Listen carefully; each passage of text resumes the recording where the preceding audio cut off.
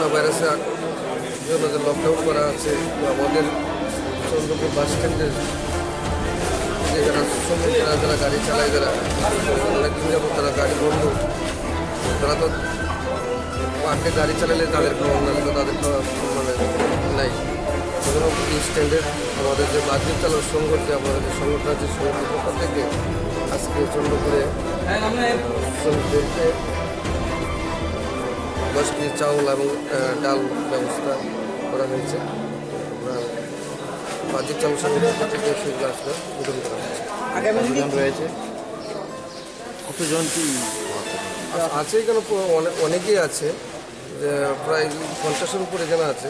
তারপরে আবার অন্য জেলা নিয়ে তো হবে, মালদায় দেওয়া হবে আজকে। আজকে 2-3 জায়গাতে আজকে দেওয়া হবে। যারা এই সাইডে যারা দূরে দূরে আছে, যারা আছে এখানে আমরা এখানে ডাকিনি আমরা, তো আমরা জায়গাতে গিয়ে ওইখানে গিয়ে দিয়ে দেবো। যেহেতু লকডাউন আছে, তো এত দূরের থেকে শ্রমিকদেরকে আসার জন্য প্রবলেম, তার জন্য আমরা দিয়ে দেবো। কর্মসূচি সবসময় থাকবে? যতদিন তো থাকে, আমাদের দায়িত্ব যত আমাদের শ্রমিকরা যাতে কষ্ট না পায়, তার জন্য ভারতীয় বন্ধু সংঘের পক্ষ থেকে বাজির চালক সংঘ সে কাজ করে যাচ্ছে আর আগামী দিন করতে। শ্রমিকদের উদ্দেশ্যে আপনি কি বার্তা দেবেন?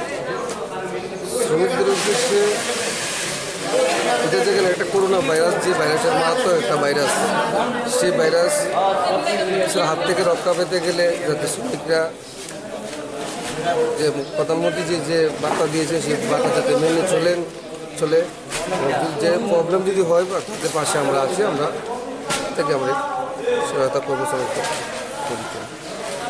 আমার নাম অসীম দত্ত, ভারতীয় বন্ধু সংঘের প্রদেশ জেলা সেক্রেটারি।